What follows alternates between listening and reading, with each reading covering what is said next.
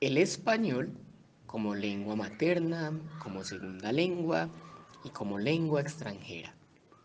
Bienvenidos a este video. A continuación, les compartiré una reflexión en torno a la enseñanza del español como lengua materna, como segunda lengua o como lengua extranjera. En nuestros primeros años como individuos, somos estimulados por una gran cantidad de situaciones que nos propician espacios en los que podremos desarrollar las habilidades básicas de comunicación: leer, escribir, hablar y escuchar. Estas aptitudes, que además son necesarias, nos permiten interactuar dentro de un círculo social y expresarnos en diferentes ámbitos. Precisaré cómo ha sido mi proceso con respecto al desarrollo de estas habilidades. En primera instancia, los recuerdos que tengo de mi infancia son realmente limitados. Sin embargo, logro recordar cuando asistía a los hogares comunitarios o guarderías, y a medida que crecía, se desarrollaban estas habilidades. Según mi abuela, comencé a hablar con un número limitado de palabras y ayudándome de gestos a los 18 meses de edad. Luego, a medida que fui creciendo hasta los 6 años, fortalecí de forma progresiva mis habilidades y pude hablar claramente. A partir de esta idea, considero preciso mencionar a Bristol, Ellis y Giroud, quienes consideran que los niños aprenden su lengua materna cuando, además del lenguaje verbal, hacen uso del lenguaje no verbal, gestos o expresiones. De igual manera, cuando los niños están repitiendo palabras, frases creadas por ellos mismos y escuchadas en su contexto, fortalecen sus habilidades comunicativas en su lengua materna. Finalmente, otro elemento de gran importancia en la adquisición de la lengua materna es la experimentación con esta, lo que supone además un riesgo. A partir de esta idea, en mi caso, estos elementos fueron definitivamente evidentes y tuvieron gran importancia, ya que en mi casa había una gran afluencia de personas. Mi casa era un hotel y un restaurante familiar, y siempre fui muy extrovertido. Asimismo, gracias a la motivación e instrucción de mi abuela, participaba en los actos culturales del municipio, bien fuese declamando poesía, cantando o incluso trovando. Por otro lado, en cuanto a los procesos de lectura y escritura, mi abuela me recordó que me enseñaba las letras en casa al mismo tiempo que asistía a la guardería desde los 2 años y medio. Luego, en el preescolar se fortaleció mi proceso, hasta llegar al grado primero con la maestra Sandra Nancy, quien me enseñó finalmente a leer y a escribir. Rememoro que cuando aprendí a leer, quería leer todos los letreros y anuncios que encontraba en la calle. Dentro de mi historia, considero importante destacar que durante este proceso no disfrutaba tanto hacer tareas, sino más bien dibujar. Incluso lloraba desarrollándolas. Cuando tenía errores ortográficos, debía repetir las palabras 5 o hasta 10 veces. Direccionándome hacia otro plano, considero resaltable mencionar que durante mi niñez, más precisamente desde los 6 años de edad, leía en algunas ocasiones los salmos o incluso las lecturas en la iglesia. En las novenas de Navidad también lo hacía. De forma nostálgica, rememoro que cuando iba a visitar a mi abuelo a la finca a 2 horas del pueblo, le leía la novena del Padre Marianito que él tenía. A partir de lo dicho previamente, me encaminaré a la enseñanza del español en nuestro país, Colombia.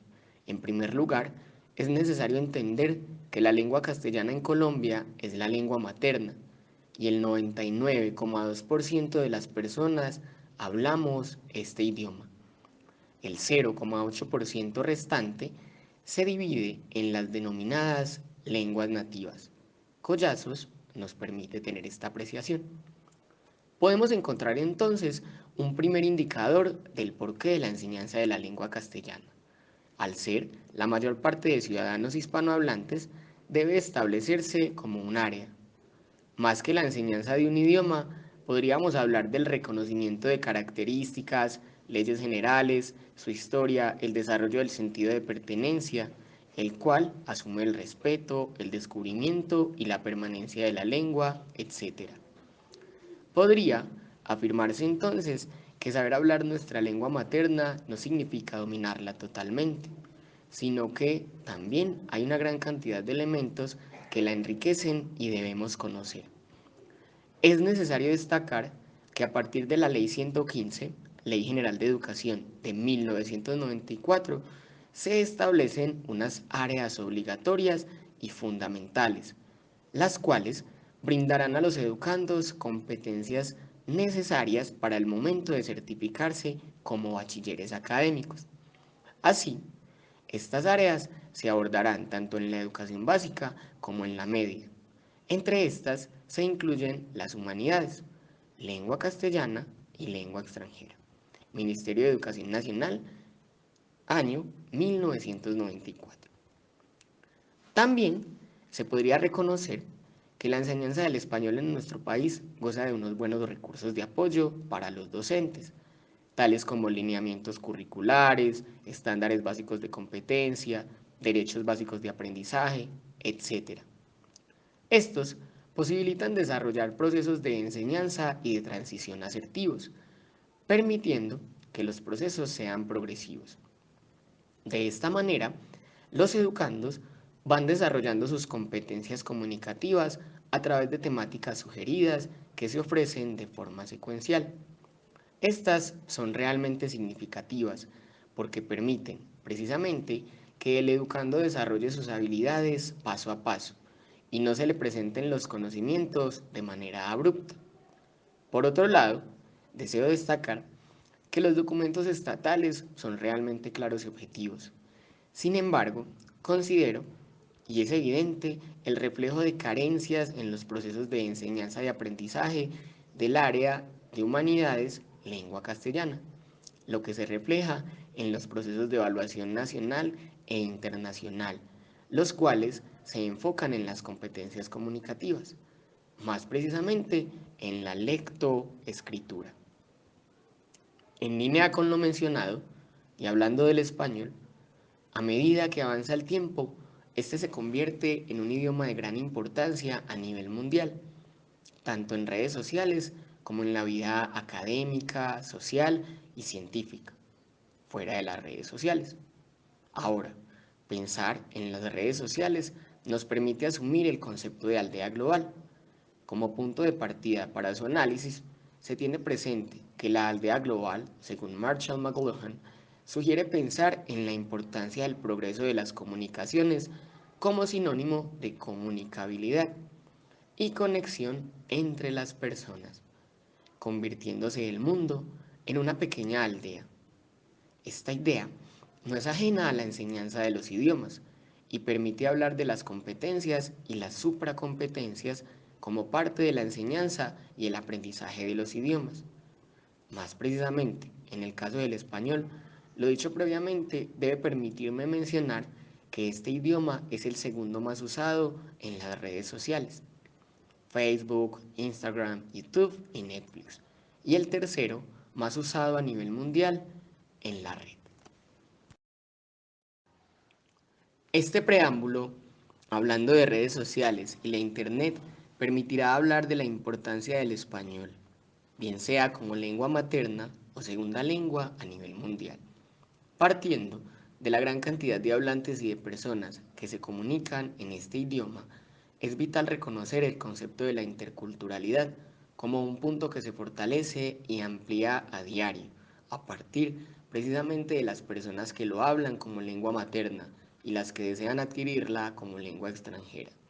En línea con lo mencionado, es fundamental reconocer que las competencias que desarrollan los hablantes del español, bien sea como lengua materna, segunda lengua o lengua extranjera, deben fortalecerse al nivel de convertirse en supracompetencias, para que así los hablantes desarrollen habilidades que les permitan participar en cualquier tipo de contexto comunicativo, desde una red social hasta una conexión intercultural con un nativo o un aprendiz del idioma. Reconociendo pues la importancia que tiene el español como el tercer idioma más hablado del mundo, según la cantidad de hablantes que posee, es necesario valorar su importancia cultural a nivel global, siendo un idioma que reúne regiones, culturas, costumbres, entre otros. Estos elementos, sin duda alguna, deben valorarse por un docente que se desempeñe en el área de lengua castellana, independientemente del lugar del mundo en el que esté orientando los procesos de enseñanza y aprendizaje. A partir de esa valoración y reconocimiento de la importancia de ese idioma, podría pensarse que el docente está preparado para ser el representante de ese idioma en el aula y el promotor del sentido de pertenencia por el mismo, bien sea en un aula en la que se asuma el área como lengua materna o lengua extranjera. Ahora bien, partiendo del ámbito cultural como un componente trascendental en la adquisición de cualquier lengua, bien sea lengua materna o segunda lengua, debe asumirse este como el punto de partida para los procesos de formación. Esto implica valorar la importancia del idioma, lo que exige reconocer sus transformaciones, su evolución y sus propiedades, tanto lingüísticas como sociales. Al valorarse estos aspectos, podría pensarse que la enseñanza del idioma está asumiendo un sentido sociocultural, un principio que indudablemente debe valorarse como esencial en el momento de hablar de idiomas. Para sintetizar, y partiendo del rol del docente, es necesario valorar que éste debe promover desde su misión la responsabilidad del cuidado de la lengua. Tauhawk nos permite tener esta apreciación. Esto nos exige pensar en un idioma como un elemento que está compuesto por olores, sonidos, ideas, movimientos, lo que debe suponer entender el idioma más allá de la escritura, del habla y de la oralidad como un tesoro. Ahora bien, orientándonos hacia la enseñanza del español, a partir pues del reconocimiento de este como un idioma que día a día toma fuerza en el mundo, podemos encontrar semejanzas y diferencias cuando se enseña como lengua materna y como segunda lengua. Con respecto a las semejanzas, podemos encontrar en un primer lugar el acercamiento a la cultura propietaria de la lengua. Asimismo, se da en ambos casos una identificación de las propiedades lingüísticas que posee el idioma. Al vincularse entonces la cultura y las propiedades lingüísticas, me atrevería a afirmar que ya podría desarrollarse el proceso de enseñanza y aprendizaje. Con respecto a las diferencias, podría pensarse que si es como segunda lengua, el proceso es más complejo para un aprendizaje del idioma como segunda lengua, que para alguien que la asume como lengua extranjera y puede dominar ya más de dos idiomas. Esto puede deberse a que este individuo ha desarrollado aptitudes que permiten que la adquisición de una lengua más sea más sencilla que para el que solo domina la materna. Ahora, es fundamental reconocer que la adquisición de un idioma por necesidad, bien sea por un viaje o un traslado de región lingüística, puede tornarse más sencilla, debido a que el individuo debe desarrollar las habilidades para poder comunicarse en ese contexto determinado. Todo lo mencionado anteriormente debe permitirme direccionarme hacia el concepto de competencia, como un elemento fundamental en el momento de la adquisición de una lengua.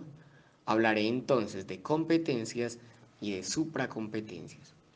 Las competencias son habilidades que desarrollan los individuos en el momento de adquirir un aprendizaje. Estas son aptitudes que les permiten apropiarse de una situación y desenvolverse de forma asertiva. Abordando este concepto desde la enseñanza y el aprendizaje de una lengua, poseer competencias significa poder comunicarse de acuerdo a los contextos, las necesidades y las situaciones, teniendo la capacidad de utilizar el idioma para beneficio propio, bien sea una lengua materna o una lengua extranjera. A partir de esta idea, puede hablarse de competencia comunicativa. El concepto podría entenderse como la suma de subcompetencias y dimensiones que se integran para generar espacios de interacción, de comunicación, de participación, de expresión, de socialización, entre otros, a partir de un idioma. El concepto de supracompetencias, por su parte, puede entenderse como la suma de esas habilidades, o sea, competencias, que desarrollan los individuos y les permiten adaptarse a los diferentes contextos, entender las situaciones comunicativas a las que se están enfrentando, interpretar el lenguaje y usarlo de forma consciente. Berenguer, Roca y Torres. Ahora, con respecto al desarrollo de estas competencias, cuando una persona está en el proceso de aprendizaje de una lengua, bien sea lengua materna o segunda lengua, debe desarrollar aptitudes que le permitan comunicarse en diferentes espacios de acuerdo a las necesidades.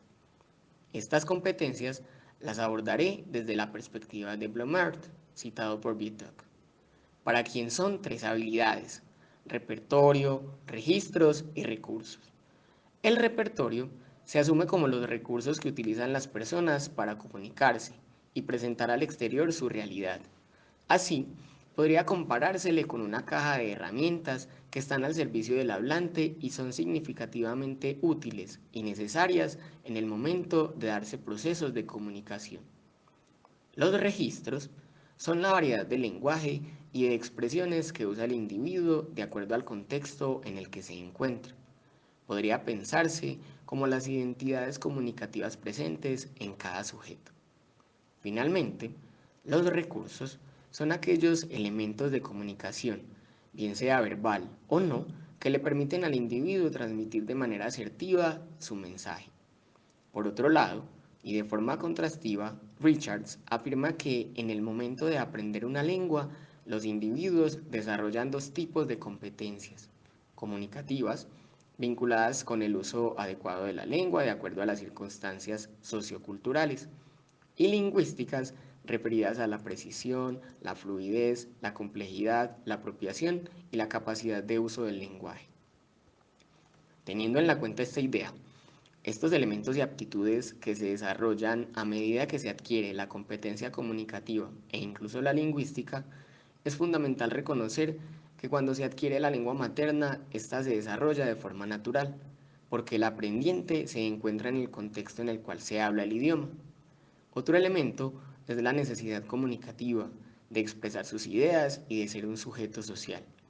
Así, desarrolla las habilidades propias de su lengua que le permitirán comunicarse.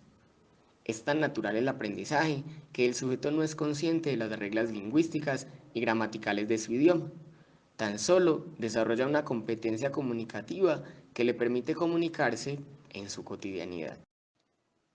En cambio, cuando se está en el aprendizaje de una segunda lengua, este es un poco más complejo, porque un idioma se compone de principios culturales, olores, sonidos y costumbres. Al valorarse estos elementos, el aprendiz del español como segunda lengua debe reconocerlos y vincularlos al aprendizaje para que éste sea productivo. Hablando de estas competencias que se desarrollan en el momento de aprender una lengua, es importante reconocer que para el apprendre, entendido el concepto en francés como enseñanza y aprendizaje, se han utilizado diferentes métodos que han ido evolucionando, dándose así el reemplazo de unos sobre otros o incluso la vinculación de ellos. Estos son translation, grammar building, practice exercises, functional gaps, information gaps, personalization, task-based approach, output feedback, test, teach test, noticing grammatization. Love 2003. En la actualidad, no nos remitimos a hablar únicamente de un método para desarrollarse los procesos de enseñanza y aprendizaje de las lenguas, sino que más bien se habla de una integración de todos estos métodos, lo que permite que la adquisición de la lengua sea realmente productiva. Para sintetizar, a partir de la vinculación de estos elementos, para la compilación de esta reflexión, podrían tenerse presentes las siguientes conclusiones. En primer lugar, el español es un idioma universal, que reúne una gran cantidad de culturas, países, costumbres, dialectos y modificaciones, que son sinónimo de riqueza y diversidad. En segundo lugar, el español debe ser promovido y reconocido como patrimonio por parte de nosotros los hablantes, sintiéndonos orgullosos por ser hispanohablantes y valorando cada uno de los elementos que han sido parte de la construcción de lo que es hoy el idioma. En tercer lugar, los idiomas, cada uno con sus propiedades particulares, son reflejo de lo que es el mundo. Podrían asemejarse incluso los idiomas a la biodiversidad mundial.